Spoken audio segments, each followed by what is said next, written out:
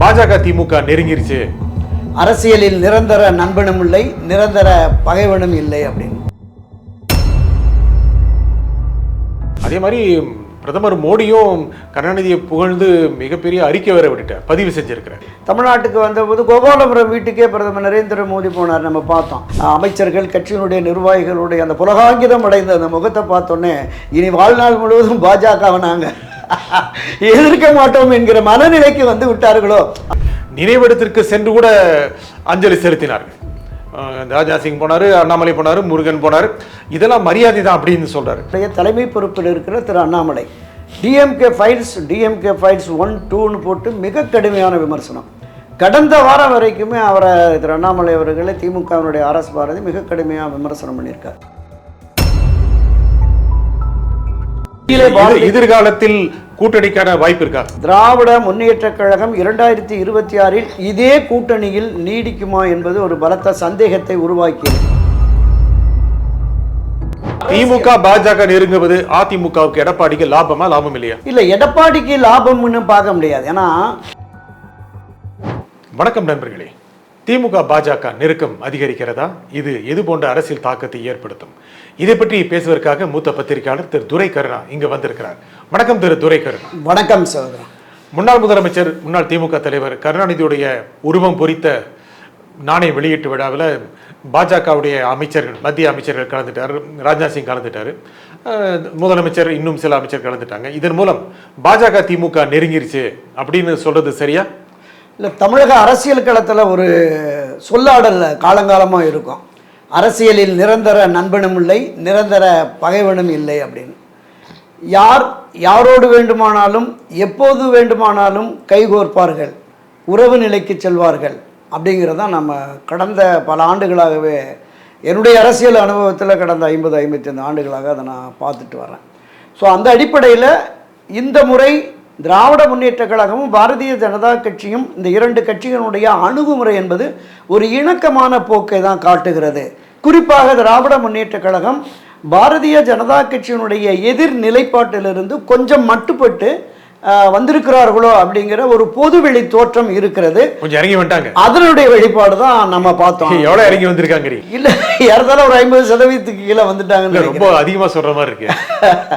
இல்ல, நீங்க திராவிட முன்னேற்ற கழகம் கடந்த 2019 தேர்தலில் இருந்தே மிக கடுமையான விமர்சனத்தை முன்வைத்தார்கள். பாரதிய ஜனதா கட்சியின் மீதும் பிரதமர் நரேந்திர மோடி மீதும் மிக கடுமையான விமர்சனத்தை ரொம்ப எக்ஸ்ட்ரீமாலாம் போனாங்க. இது பாசிச பாஜக, மதவெறி பிடித்த கட்சி, இந்த நாட்டையே அழித்து விடுவார்கள், அப்படி இப்படின்லாம், மக்களே வாழ முடியாத நிலைக்கெல்லாம் வந்துடும் அப்படிங்கிற மாதிரியெல்லாம் மிக கடுமையான விமர்சனம். அவர்களோடு ஆமாம் கருப்பு பலூனை பறக்க விட்டு கோபேக் மோடி எல்லாம் சொல்லி திராவிட முன்னேற்ற கழகத்தினரும் அவர்களோடு அணி சேர்ந்திருக்கிற அரசியல் கட்சிகளும் கூட ஒட்டுமொத்தமாகவே கடுமையான எதிர்ப்பை வெளிப்படுத்தினார்கள். இப்போ இந்த 2024 நாடாளுமன்ற பொது தேர்தலின் போதுமே மிக கடுமையான விமர்சனம்.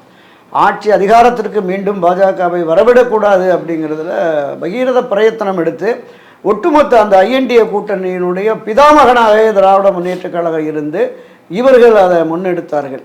தேர்தலுக்கு பிறகு அந்த அணுகுமுறை என்பது ஓரளவுக்கு மாறி இருக்கிறது அப்படிங்கிறத நம்ம பார்க்குறோம்.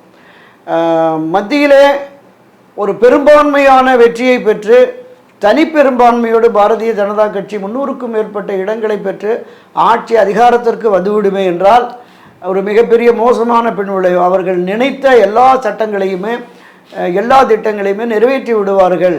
அது ஆபத்தான போக்கு. குறிப்பாக சிறுபான்மை மக்கள் வாழ முடியாத நிலை ஏற்பட்டுவிடும், தமிழகம் தொடர்ந்து புறக்கணிக்கப்படும் என்றெல்லாம் அந்த பிரச்சாரத்தில் முன்னெடுத்தார்கள். ஓரளவிற்கு ஒரு குறைந்த இடம் என்றாலும் மீண்டும் பாரதிய ஜனதா கட்சி கூட்டணி ஆட்சியை அமைத்திருக்கிறது.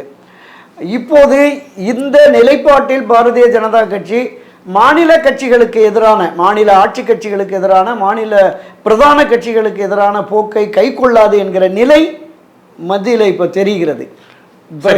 அப்போனா அந்த முக்கியமாக அந்த விழாவில் ராஜ்நாத் கலைஞர் கருணாநிதியை அதிக அளவுக்கு பாராட்டுறாரு. முதலமைச்சர் சொல்றாரு, திமுக தலைவர்களை விட அதிக அளவுக்கு ராஜ்நாத் பாராட்டினார். அதே மாதிரி பிரதமர் மோடியும் கருணாநிதியை புகழ்ந்து மிகப்பெரிய அறிக்கை வேற விட்டுட்டார், பதிவு செஞ்சிருக்கிறார். இதெல்லாம் அவங்க மனநிலையை மாறி இருக்காங்க, பாஜக மாறி இருக்கு. ஆமாம், பாரதிய ஜனதா கட்சியை பொறுத்த அளவில் அவங்க எப்போதுமே ஒரு மாநிலத்தில் இருக்கிற பிரதான கட்சிகளோடு ஒரு நெருக்கம் பாராட்டுவார்கள். ஏன்னா நீங்கள் கடந்த முறை தமிழ்நாட்டுக்கு வந்தபோது கோபாலபுரம் வீட்டுக்கே பிரதமர் நரேந்திர மோடி போனார், நம்ம பார்த்தோம். ஒரு எதிரும் புதிருமான ஒரு இருதுருவ அரசியலை கை கொண்டிருக்கிற அந்த காலகட்டத்திலே திராவிட முன்னேற்றக் கழகம் கடுமையான விமர்சனத்தை முன்வைத்திருக்கிற பிரச்சாரம் செய்து கொண்டிருக்கிற அந்த காலகட்டத்திலேயே போய் வந்தாங்க.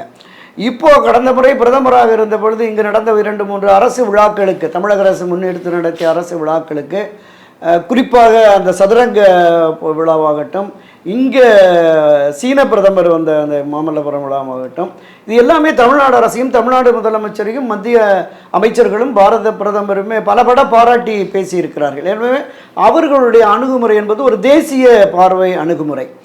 நீங்கள் டெல்லியில் வந்து எல்லா அரசியல் கட்சிகளுமே பரஸ்பரம் மிக கடுமையான குற்றச்சாட்டுகளை நாடாளுமன்றத்தில் பேசுவார்கள். ஆனால் மைய மண்டபத்துக்கு வந்தோடனே ஒருத்தருக்கு ஒரு கை கொடுக்கறது, தோளில் கை போடுறது, அந்த மாதிரியான இருக்கும். எல்லா அரசியல் கட்சி தலைவர்களுடைய விழாக்கள், திருமண விழாக்கள் உட்பட பொது நிகழ்வுகளில் பிரதான எதிர்கட்சி, ஆளுங்கட்சி, எல்லா கட்சிகளும் இருப்பாங்க. ஆனால் தமிழ்நாட்டில் தான் ஒரு மிகப்பெரிய துரதிருஷ்டவசமான நிலையில் திராவிட முன்னேற்றக் கழகம், அனைத்து இந்திய அண்ணா திராவிட முன்னேற்றக் கழகம், இந்த இருபெரும் அரசியல் கட்சிகளும் இருதுருவ அரசியலை ஒரு எதிர் நிலைப்பாடில் தான் தொடர்ந்து இருந்தாங்க. குறிப்பாக செல்வி ஜெயலலிதா காலத்தில் ஒரு வன்ம அரசியலே வந்தது. கொள்விடை கொடுப்பினை விடக்கூடாது, உறவினர்கள் விட்டு விசேஷங்களுக்கு கூட செல்லக்கூடாதுங்கிற மாதிரியெல்லாம் இருந்தது. அந்த நிலைப்பாடு பாரதிய ஜனதா கட்சிக்கு, தேசிய கட்சிகளுக்கு இல்லை. எனவே தேசிய கட்சிகளுடைய அணுகுமுறை ஒரு இணக்கமான அணுகுமுறை என்பது நமக்கு வெளிப்படை. ஆனால் திராவிட முன்னேற்றக் கழகம் தான் கொண்டிருந்த, இப்போ கூட நேற்று சொல்லியிருக்கிறார், அந்த கொண்ட கொள்கையில் மாற மாட்டோம், சித்தாந்தத்தில் மாற மாட்டோம், தத்துவத்தில் மாற மாட்டோம், எதிர்நிலை எடுத்தால் உறுதியான எதிர்நிலை தான் அப்படிங்கிற மாதிரி சொல்லியிருக்கார்.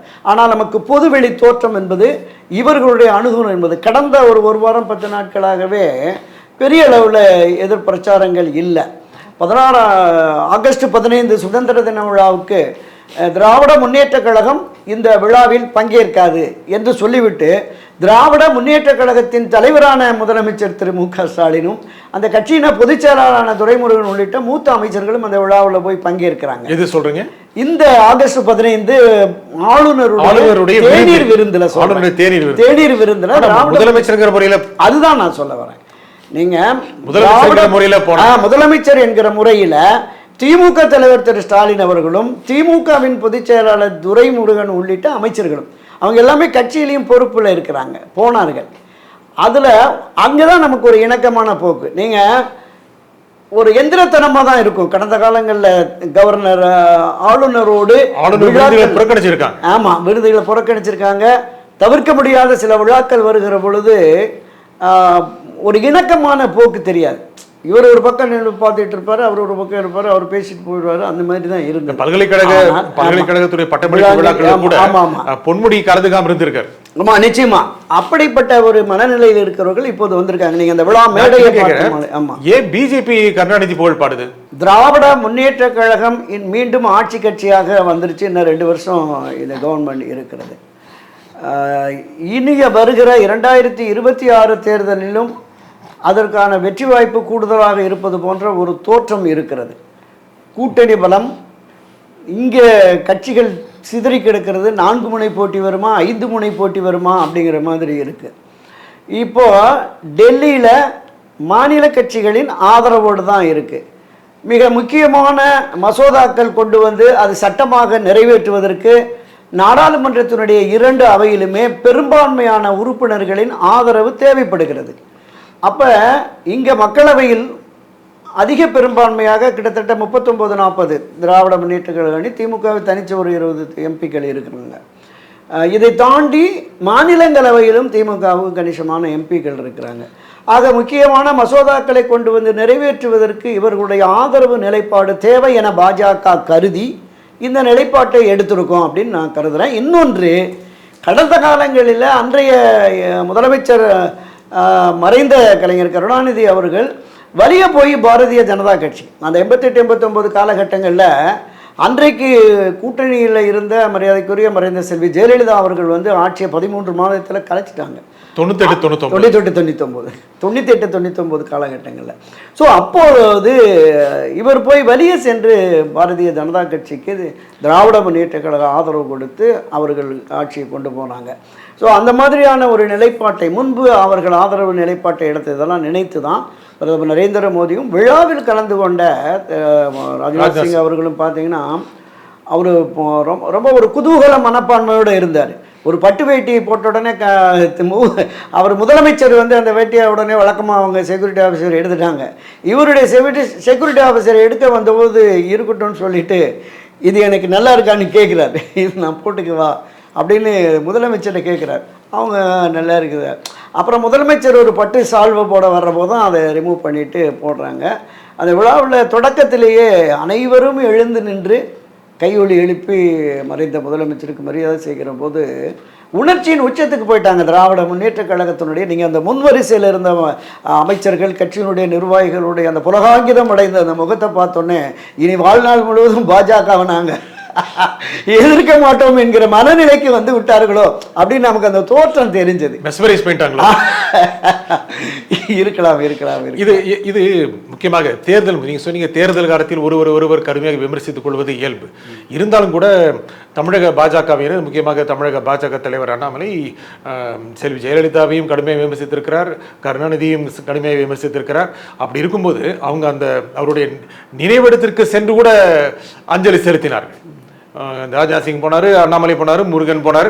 இதெல்லாம் மரியாதை தான் அப்படின்னு சொல்றாரு. அந்த நிலைமைக்கு தள்ளப்பட்டாங்க, என்ன காரணம்? இல்லை, ஒரு மறைந்த தலைவருக்கு மரியாதை விழா என்பது நீங்கள் குறிப்பிட்டது மாதிரி அந்த 100 ரூபாய் நாணயம் வெளியிடுற விழா தான். அவர் நினைவிடத்திற்கு செல்ல வேண்டிய அவசியம் இல்லை. ஆனால் சென்றிருக்கிறார்கள், சென்று பார்த்திருக்கிறார்கள்.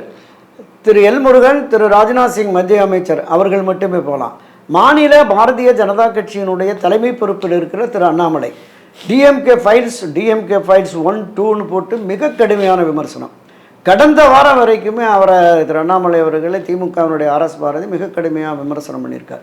இரண்டு தரப்புமிலே ஒரு இருதுருவ அரசியலை, ஒரு நேர் எதிரடியான அரசியலை நடத்தி கொண்டிருக்கிற இந்த சூழலில் மத்திய அமைச்சர் வராரு, மத்திய அமைச்சர் விழாவில் பங்கேற்றுட்டு போகட்டும் அப்படிங்கிற மாதிரி இல்லாமல் அவர்களும் சென்று அங்கே போனது இதுதான் இணக்கத்தின் தொடக்கம் அப்படிங்கிற மாதிரி தான் நெருங்குறாங்க. அப்படிங்கிறதுக்கு ஒரு சமீட்சையாக தான் இந்த நிகழ்வை நாம பார்க்க. எதற்காக நெருங்கணும்? நான் சொன்னதுதான். எதிர்காலத்தில் கூட்டணிக்கான வாய்ப்பு இருக்கா? இல்லை, இப்போ திராவிட முன்னேற்ற கழகத்திலே அணி சேர்ந்திருக்கிற காங்கிரஸ் கட்சியினுடைய பேச்சு, சிவபெருந்தகை பேச்சு, ப. சிதம்பரத்தினுடைய பையன் கார்த்தி சிதம்பரத்தினுடைய பேச்சு, இது எல்லாமே நாங்கள் அடுத்து வருகிற 2026 ஆட்சி அதிகாரத்திலே பங்கு பெற வேண்டும் என்பதும், காலங்காலமாக எங்கே கையேந்தி நிற்கிற நிலையை கூடாது, நாம் தனித்து நிற்க வேண்டும், தனித்தன்மையை காட்ட வேண்டும் என்கிற போக்கு, அதே போல் விடுதலை சிறுத்தைகளினுடைய அவ்வப்போது அவர்கள் எடுக்கிற நிலைப்பாடு என்பது, ஒரு தலித் ஒருவர் முதலமைச்சராக வர முடியல, ஆட்சி அதிகாரத்திற்கு வர முடியலை, அதிகாரத்தை நாம் கைப்பற்றுவோம் என்கிற மாதிரியான பேச்சு, இது எல்லாமே திராவிட முன்னேற்ற கழகம் 2026 இதே கூட்டணியில் நீடிக்குமா என்பது ஒரு பலத்த சந்தேகத்தை உருவாக்கி இருக்கிறது. ஆனால் யாருக்கும் யாரோட்ட வழியில் இல்லை. முக்கியமாக திமுகவுக்கு இந்த கூட்டணி பலம் தேவை. அதே மாதிரி காங்கிரஸ் விடுதலை சிறுத்தைகளுக்கும் திமுகவுடன் இருந்தால் இடங்கள் கிடைக்கும், அதற்கான வாய்ப்பு தான் பிரகாசம். நீங்க ஏற்கனவே சொன்ன மாதிரி திராவிட முன்னேற்ற கழகம் கடந்த 3 ஆண்டு ஆட்சி, இந்த ஆட்சியின் மீது மக்களுக்கு ஒரு பெரும் அதிருப்தி இருக்கிறது. எல்லா தரப்பினருமே போராட்ட களத்துக்கு வந்திருக்கிறத நம்ம பார்த்தோம். அரசூழியர்கள், ஆசிரியர்கள், மருத்துவர்கள், செவிலியர்கள், தொழிலாளர்கள், நெசவாளர்கள், போக்குவரத்து ஊழியர்கள், மின்வாரிய ஊழியர்கள், துப்புரவு தொழிலாளர்கள், எல்லாவற்றையும் விட விவசாயிகள் பெரும் போராட்டத்தில் ஈடுபட்டு வருகிறார்கள்.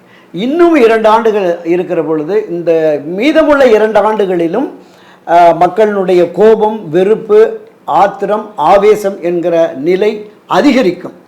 அப்படி வருகிற பொழுது அந்த திமுகவுக்கு எதிரான நிலைப்பாடு தங்களை பாதித்து விடக்கூடாது.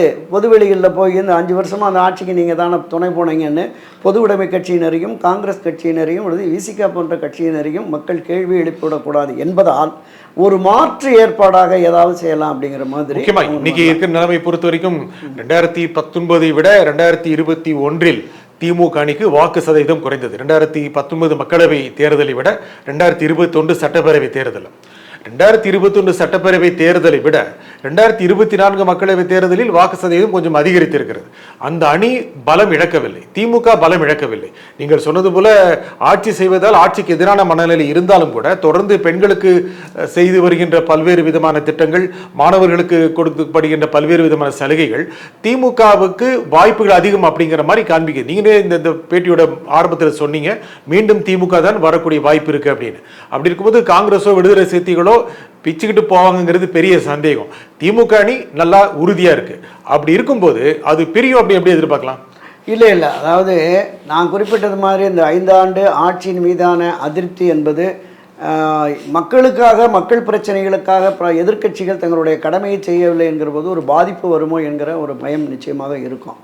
இன்னொன்று, இடப்பங்கீடு என்பதும் நீங்கள் உள்ளாட்சி தேர்தலே கூட மிக விரைவில் டிசம்பரில் நடத்தலாம் அப்படிங்கிற மாதிரியான ஒரு முன்னேற்பாடுகள்லாம் நடந்ததாக தமிழக மாநில தேர்தல் அலுவலகத்தில் அதற்கான பணிகள் தொடங்கியதாக கூட செய்திகள் வந்திருந்தது.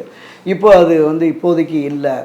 இடப்பங்கீட்டில் பிரச்சனைகள் வரும். மாநகராட்சி, நகராட்சி, ஒன்றியம், பேரூராட்சி நடக்கும்போது ஊரக உள்ளாட்சி தேர்தல். ஆமாம், ஊரக உள்ளாட்சி தேர்தல் பிரச்சனை வந்தால் 2026 தேர்தலில் ஒரு பாதிப்பை உருவாக்குமோ என்பதற்காக அதை ஒத்தி வைத்திருக்கிறார்கள் செய்திகள் நமக்கு. திமுக பாஜக நெருங்குற மாதிரி காமிச்சு கூட்டணி கட்சிகளுக்கு ஒரு அதிர்ச்சியை, ஒரு எச்சரிக்கை கொடுத்திருக்கா. நீங்க விலகினீங்கன்னா அவங்க கூட போய் சேர்ந்துருவோம் அப்படின்னு ஒரு எச்சரிக்கையாக நிச்சயமா பார்க்கலாம். என்னன்னா ஆப்ஷன் இருக்கு எங்களுக்கு, நீங்க இருந்தா இருங்க, இல்லைன்னா போங்க அப்படிங்கிற மாதிரியான ஒரு போக்கை அவர்களுக்கும் ஒரு பயத்தை ஏற்படுத்துவதற்கான ஒரு விஷயமா கூட கூட்டணி ஆட்சியில பங்கு அப்படின்னு சொல்லலாம் வராதிங்க அப்படின்னு திமுக சொல்லுதோ. நிச்சயமாக. ஏன்னா தமிழ்நாட்டை பொறுத்தளவில் கூட்டணி ஆட்சிங்கிற அந்த கான்செப்டே சரியா வராது அப்படிங்கிறது தான் நம்ம பார்த்தோம். 1980 மரியாதைக்குரிய கலைஞர் கருணாநிதி இந்திய தேசிய காங்கிரஸ் கட்சியோடு உடன்பாடு கொண்டு நாடாளுமன்ற பொது தேர்தலில் ஒரு மகத்தான வெற்றி பெற்ற உடனே ஆட்சியவே கலைக்க சொன்னாங்க. மரியாதைக்குரிய புரட்சித் தலைவர் எம்ஜிஆர் அவர்கள் 77-80 ஆட்சி என்பது நீங்கள் இந்திய தேசத்தில் எந்த மாநிலத்திலும் இந்த அளவுக்கு ஒரு சிறப்பான ஆட்சி நடந்ததில்லை. பலரும் பாராட்டத்தக்கக்கூடிய அளவிற்கான ஆட்சியாகத்தான் அந்த ஆட்சி இருந்தது. ஆனாலும் கூட இந்த நாடாளுமன்ற தேர்தல் தோல்வியை காரணம் காட்டி மக்களுடைய ஆதரவை இந்த அரசு இழந்து விட்டது, திரு எம்ஜிஆர் தலைமையிலான அரசு இழந்து விட்டது என்று கலைத்தார்கள்.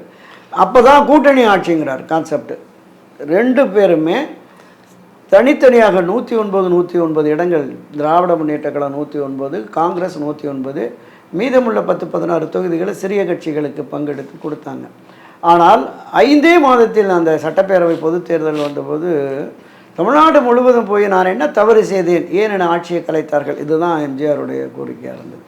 அதனால் அந்த கூட்டணி ஆட்சி என்கிற அந்த கான்செப்ட் உடைஞ்சு போய் மீண்டும் முதலமைச்சராகவே மரியாதைக்குரிய திரு எம்ஜிஆர் அவர்கள் வந்துட்டாங்க. காங்கிரஸுக்கு திமுக ஒரு கோடி காட்டியிருக்கு, ஏதாவது ரொம்ப செஞ்சீங்க அப்படின்னா பிஜேபியோட போயிடும். நிச்சயமாக அது ஒரு எச்சரிக்கையா. நிச்சயமாக அது மட்டும் இல்லாம இன்னைக்கு இருக்கிற நிலையில் அடுத்த 5 ஆண்டுகள் பிஜேபி ஆட்சி இருக்கும் அப்படிங்கிற மாதிரி தெரியுது. ஏன்னா கூட்டணிகளுடைய ஆதரவுல திரு மோடி தலைமையிலான பிஜேபி தலைமை வகிக்கின்ற கூட்டணி அரசு, தேசிய ஜனநாயக கூட்டணி அரசு. ஒருவேளை திமுகவும் பிஜேபி நெருங்கி வந்தால் திமுக எம்பிக்கள் சிலரும் மத்திய அமைச்சர்கள் ஆகக்கூடும். அதுக்கு பிஜேபி ரொம்ப தயாரா இருக்கும் கொடுக்கறதுக்கு. அதாவது ஏற்கனவே கடந்த முறையே அங்கிருந்த திராவிட முன்னேற்ற கழகத்தின் நாடாளுமன்ற மிக மூத்த உறுப்பினர்களான டிஆர் பாலு, நம்ம தயாநிதி மாறன், ஆர் ராசா, கனிமொழி உள்ளிட்டவர்கள் ஒரு நெருக்கம் பாராட்டினார்கள்னு அப்போவே பரஸ்பரம் தங்கள் மீது உள்ள வழக்குகளை எடுத்து விடக்கூடாது என்பதற்காக அவங்க நெருக்கம் பாராட்டுறாங்க அப்படிங்கிற மாதிரி ஊடகங்கள் எல்லாம், காட்சி ஊடகங்கள், வலைவலித்தளங்கள் எல்லாம் வந்துட்டு இருந்தது. அதை தாண்டி இப்போ இன்னும் கூடுதல் நெருக்கம் அங்கே இருக்கிறது. மத்திய அமைச்சர்களோடும் அங்குள்ள அதிகார பெருமக்களோடும் திராவிட முன்னேற்ற கழகத்தின் நாடாளுமன்ற உறுப்பினர்கள் பலருமே நெருக்கமாக இருக்கிறார்கள் அப்படிங்கிற மாதிரி. நீங்கள் இந்த நெருக்கம் அவசியம்னு தான் நான் பார்க்குறேன். ஆட்சி கட்சியாக இங்கே மாநிலத்திலே திராவிட முன்னேற்ற கழகம் இருக்கிறது.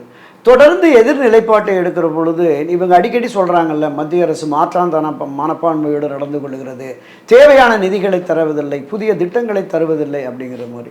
அப்போ இந்த போக்கிலிருந்து மாறுபடுவதற்கு ஒரு இணக்கம் தேவைப்படுகிறது. நீங்கள் 1980 காலகட்டங்களில் 77, 80, 84 மரியாதைக்குரிய மறைந்த புரட்சித் தலைவர் எம்ஜிஆர் அவர்கள் முதலமைச்சராக இருக்கிற பொழுது தொடர்ந்து மத்தியில் யார் ஆட்சிக்கு வந்தாலும் அவர்களுடைய ஆதரவு நிலைப்பாட்டை எடுத்தார். அது 1980 பழ நெடுமாறன் கூட கேட்டார், என்ன நீங்கள் அந்த அரசாங்கத்துக்குன்னு ஒரு நிலையான கொள்கை இல்லையா, யார் வந்தாலும் ஆதரிச்சுக்கிட்டு இருக்கீங்க அப்படின்னு கேட்டார் சட்டப்பேரவையில். திரு எம்ஜிஆர் சொன்னார், அண்ணா திராவிட முன்னேற்ற கழகத்திற்கு என்று ஒரு நிலையான அரசியல் கொள்கை இருக்கிறது. கட்டுண்டு வாழும், பிரிவினை நாடும், சமநிலையில் இணைவோம். இதுதான் அதிமுகவுடைய நிரந்தரமான அரசியல் கொள்கை நிலைப்பாடு. ஆனால் இந்த கட்சி, இந்த ஆட்சிக்கென்று ஒரு நிலைப்பாடு உண்டு, ஒரு கொள்கை உண்டு. அது என்னவென்றால், இந்த மாநிலத்தினுடைய வளர்ச்சி, இந்த மக்களினுடைய மேம்பாடு, வளர்ச்சி, அதற்கு மத்திய அரசினுடைய திட்டங்கள் தேவை. மத்திய அரசினுடைய கூடுதல் நிதிகளை பெற வேண்டும். அதனால் மத்தியிலே யார் ஆட்சி அமைகிறார்கள் என்பது அப்படி தான் அவர் இந்திரா காந்தி வந்தாலும், மொரார்ஜி தேசாய் வந்தாலும், சரண் சிங் வந்தாலும், ராஜீவ்காந்தி வந்தாலும், யார் வந்தாலும், ஐக்கிய குஜராலோ யார் இருந்தாலும் என்னுடைய மாநிலம் வளம் பெற வேண்டும். அதுக்காக விட்டு கொடுத்துடல. அடிக்கடி கலைஞர் சொல்லுவாங்க, உறவுக்கு கை கொடுப்போம், உரிமைக்கு குரல் கொடுப்போம். அது திரு எம்ஜிஆர் அவர்களும் ஃபாலோ பண்ணார். ஒரு முறை 83, 84 என்று கருதுகிறேன், மத்திய தொகுப்பிலிருந்து நமக்கு போதுமான அரிசி கிடைக்கல, உண்ணாவிரதம் போய் உட்காந்துட்டார். அப்போ மத்திய அமைச்சர் ராவ் பீரேந்தர் சிங் அங்கிருந்து தொலைபேசியில் தொடர்பு கொண்டு தலைமைச் செயலகத்தில் முதலமைச்சருடைய உண்ணாவிரதத்தை கைவிட சொல்லுங்கள், நேர அதிகாரிகள் அனுப்ப சொல்லுங்கள், பேசி தேவையானதை செய்வோம் அப்படின்னு. உடனே இந்த தகவல் கோட்டையிலிருந்து அவருடைய முதலமைச்சரின் செயலர் மூலமாக மரியாதைக்குரிய பண்டுட்டி ராமச்சந்திரன்ட்ட சொல்கிறாங்க. பண்டுட்டியார் வந்து தலைவர்கிட்ட சொல்கிறப்போ, தலைவர் நீங்கள் போய் ராவ் பீரேந்தர் சிங்கிட்ட பேசுங்க, நான் இந்த உண்ணாவிரதத்தை தொடங்கி விட்டேன், இடையிலே கைவிடுவது என்பது இந்த காந்திய கொள்கை, இந்த உண்ணாவிரதம் என்பது இந்த வழியில் ஒரு உண்ணாவிரதத்தை தொடங்கி ஏதோ ஒரு அங்கேருந்து உத்தரவாதம் கிடைச்சிச்சு அப்படின்னு சொல்லி நான் கைவிட மாட்டேன், முழு நாளும் உண்ணாவிரதத்தை முடித்து கொண்டு வருகிறேன், அப்புறம் பேசலாம் அப்படின்னு சொல்லி உறுதியாக அங்கே சொல்லி பண்ணார். அதே மாதிரி இலங்கை பிரச்சனையின் போது ஒரு கருப்பு உடை அணிந்து அவர் உண்ணாவிரதத்தை மேற்கொண்டார். இதையும் தாண்டி ஒரு தகவல் சொல்லிடுறேன். ராஜீவ்காந்தி அவர்கள் பிரதமராக இருக்கிற பொழுது ஒரு கூட்டம், நிதி ஆலோசனை கூட்டம் தான் நடந்துகிட்டு இருக்கு. அங்கே போய் தமிழகத்தில் இருக்கிற சத்துணவு சாப்பிடும் குழந்தைகளுக்கு சீருடை வேணும், அதுக்கு மத்திய அரசு நிதி வேணுங்கிறார். இப்போ ராஜீவ்காந்தியும் அதிகாரிகள் என்ன சொல்கிறாங்க, இந்த ஆண்டுக்கான நிதி ஒதுக்கீடு முடிந்து விட்டது, அடுத்த ஆண்டு பார்ப்போம். சரி, அடுத்த ஆண்டு பார்த்துக்கோன்னு எந்திரிச்சு வந்துட்டார் திரு எம்ஜிஆர் அவர்கள். அதிகாரிகளை அனுப்பி அவர் தங்கின இடத்துக்கு போய் மரியாதைக்குரிய புரட்சியாளர் எம்ஜிஆர் அவர்களை சமாதானப்படுத்தி அழைச்சிட்டு வந்து, உங்களுடைய கோரிக்கை நியாயமானது, ஏழை எளிய சாதாரண பாமர மக்களுடைய குழந்தைகளுக்கான சீருடை என்பதால் இந்த அரசு ஒரு பிரத்யேக இது எடுத்து ஒதுக்கீடு செய்துகிறது. அப்படி எந்த ஆட்சி வந்தாலும் ஆதரித்தார், ஆனால் தன்னுடைய நிலைப்பாட்டில் உறுதியாக இருந்தார். இப்போ இருக்கிற நிலைமையை பொறுத்த வரைக்கும், இப்போ பாஜகவுடைய இணக்கம் கொண்டால், கூட்டணி தயாராக இருந்தால் திமுகவுடைய எம்பிக்கள் சிலர் அமைச்சர்கள் ஆகிவிடுவார்கள். அமைச்சர்களாவதற்கு கூடுதல் வாய்ப்பு இருக்கிறது நிச்சயமா. ஏன்னா இன்றைக்கு இந்த தேர்தலின் போது பாரதிய ஜனதா கட்சி எப்படியாவது ஒரு 4-5 இடங்களிலாவது வெற்றி பெற்று விட வேண்டும் என்கிற முனைப்போடு வந்துதான் மத்திய பாரத பிரதமர் நரேந்திர மோடி, அமித்ஷா உட்பட மத்திய அமைச்சர்கள், பாஜகவினுடைய மாநில தலைவர்கள், தேசிய தலைவர்கள் அவ்வளவு பேருமே பகீரத பிரயத்தனம் எடுத்து பிரச்சாரத்தை மேற்கொண்டார்கள். ஆனால் ஒரு இடம் கூட கிடைக்கவில்லை என்ற உடனே அவர்களுக்கு ஒரு மிகப்பெரிய அதிருப்தி தமிழ்நாட்டின் மீது ஏற்பட்டு விட்டது என்பதை வெளிப்பாடு தான். அங்கே மத்திய பட்ஜெட்டில் ஒரு வரி, ஒரு வார்த்தை கூட தமிழ்நாடு என்றோ தமிழகத்தினுடைய கணியன் பூங்குன்றனார் திருக்குறள், திருவாசகம் எல்லாம் ஒரு வந்த அந்த இடத்துல எதுவுமே இல்லை என்கிற பொழுது நமக்கு தேவையான அந்த நிதி ஒதுக்கீடு என்பதும் திட்டங்கள் என்பதும் குறைந்து விடுமோ என்கிற கண்ணோட்டமும் திராவிட முன்னேற்ற கழக ஆட்சியினருக்கு ஏற்பட்டிருக்கு. சரி, அதிமுகவுக்கு என்ன கஷ்டம்? திமுக பாஜக முன்னா சேராங்க பாருங்க, நெருங்கிட்டாங்க அப்படின்னு எடப்பாடி சொல்றாரு. அதிமுகவுக்கு ஏதாவது கஷ்டம் இருக்காரு? அதுல அரசியல் லாபமா, லாபம் இல்லையா? இல்ல, திமுக பாஜக நெருங்குவது அதிமுகவுக்கு எடப்பாடிக்கு லாபமா, லாபம் இல்லையா? இல்லை, எடப்பாடிக்கு லாபம்னு பார்க்க முடியாது. ஏன்னா எடப்பாடி பழனிசாமி தலைமையிலான அதிமுக பலகீனமாக தான் இருக்கிறது. அந்த ஒருங்கிணைந்த அதிமுக என்று பலப்படுகிற பொழுது நிச்சயமாக அது பலம் வாய்ந்த சக்தியாக இருக்கும். திமுக பாஜகவுக்கு எதிராக இவர் களமாடினால் ஒரு குறிப்பிட்ட அளவுக்கு வெற்றி பெறுவதற்கும் வாய்ப்பு இருக்கிறது. ஸோ இவர் அரசியல் நிலைப்பாடு தான். நீங்கள் பாரதிய ஜனதா கட்சியிலிருந்து நாங்கள் விலகி வந்து விட்டோம் என்று திரு எடப்பாடி அறிவித்த போது இன்னும் கள்ள உறவு தொடர்கிறது என்று திமுக தலைவர் கருணாநிதி, திரு மு.க. ஸ்டாலின் உட்பட பலருமே விமர்சனம் பண்ணாங்க. ஸோ அந்த விமர்சனத்துக்கு பதிலடி கொடுப்பதற்காக இந்த நிகழ்வை ஒரு சாக்காக வைத்து இன்றைக்கு எடப்பாடி பழனிசாமி அதே டயலாகை போடுறார், கள்ள உறவு அப்படிங்கிற மாதிரியான போடுறாரு. இது வெறும் அரசியல் விமர்சனமாகத்தான் நம்ம கடந்து போகலாம். திமுக பாஜக ஒன்னா காங்கிரஸ் அதிமுக பக்கம் வந்துவணும் அப்படி எதிர்பார்க்கிறாரோ? இல்லை, நிச்சயமாக அப்படி வந்ததுன்னா காங்கிரஸ், பொது உடைமை கட்சி எல்லாத்தையும் கொண்டு வந்துடலாம். பாரதிய ஜனதா கட்சிக்கு எதிர் நிலைப்பாட்டில் தான் காங்கிரஸ் உள்ளிட்ட எல்லா அரசியல் கட்சிகளுமே இருக்கிறாங்க. அப்படிதான் ஜெயிக்க முடியுமா அதிமுக? காங்கிரஸ், விடுதலை சிறுத்தைகள், இடதுசாரிகள் வந்தா ஜெயிக்க முடியுமா அதிமுக? இல்லை, இப்போ திராவிட முன்னேற்ற கழகமும் பாரதிய ஜனதா கட்சியும் தேர்தல் உடன்பாடு வைத்துக் கொள்வார்களா அப்படிங்கிறது ஒரு மிகப்பெரிய சந்தேகம் தான். வாய்ப்பில்லை. ஏனென்றால் இப்போ இருக்கிற இந்த நிலைப்பாடு தொடர்வது தான் அவங்களுக்கு 2026 வெற்றியை தரும். ஏன்னா இந்த கூட்டணி பலமும் ஆட்சி கட்சியாக திமுகவும் இருப்பதனால் அவர்களோடு அட்ஜஸ்ட் பண்ணி ஒரு கணிசமான இடங்களை கொடுத்து வெற்றி பெற்று விடலாம் என்கிற அந்த போக்கு. இங்கே வந்து நீங்கள் பாரதிய ஜனதா கட்சி ஒரு தனி அணியாகவும் அதிமுக ஒரு தனி அணியாகவும் சீமான் விஜய் போன்றவர்கள் தனி அணியாகவும் இருக்குது. இதை தாண்டி திரு ஓபிஎஸ் திருமதி சசிகலா அமமுகவினுடைய நிலைப்பாடு என்னன்னு தெரியல. அவர்களும் பாரதிய ஜனதா கட்சியோடு வந்தால் நிச்சயமாக ஒரு 4 முனை போட்டி என்று வரும். அந்த 4 முனை போட்டி என்று வருகிற பொழுது திராவிட முன்னேற்ற கழக அணி வலுவான கட்டமைப்போடு கூட்டணி பலத்தோடு இருக்கிறது, ஆட்சி அதிகாரம் இருக்கிறது. அது ஆதரவு நிலைப்பாட்டில் வாக்குகள் ஒன்று சேர்ந்து எதிர் வாக்குகள் 4ஆக பிரிகிற பொழுது நிச்சய வெற்றி, ஆட்சி அதிகாரத்திற்குரிய வெற்றியை திமுக பெற்றுவிடும் என்பதில் எந்த சந்தேகமும் இல்லை. ஆனால் இவங்க எல்லாம் ஒன்றும் சேரணும்ல, சேருவதற்கான வாய்ப்பை உருவாக்குவார்களா அப்படிங்கிறது தெரியல. அதற்கான முன்முயற்சியை எடுத்து வருகிறார்கள். நம்ம பதிவில் சொன்ன மாதிரி. ஆனால் அடிப்படையில் பார்க்கும் பொழுது திமுக அணி பிரிய வாய்ப்பில்லை. அல்ல, இப்போதைக்கு வாய்ப்பில்லை. தேர்தலில் பெரிய வாய்ப்பில்லை. ஏதாவது உங்களுக்குள்ள தொகுதி உடன்பாட்டில் பிரச்சனை வந்தாதான். நிச்சயமாக தொகுதி உடன்பாட்டில் பிரச்சனைகள், இந்த கூட்டணி ஆட்சிங்கிற கான்செப்டில் யாராவது பேசுனாங்கன்னா சரி, அப்போ நீங்கள் கூட்டணி ஆட்சி எங்கே தர்றாங்களோ அங்கே போங்கன்னு இந்த பக்கம் இருந்து ஒரு ரியாக்ஷன் வந்துடுச்சுன்னு சொன்னால் அவங்க ஒரு மறு சிந்தனைக்கு வர்றதுக்கான வாய்ப்பு இருக்கிறது.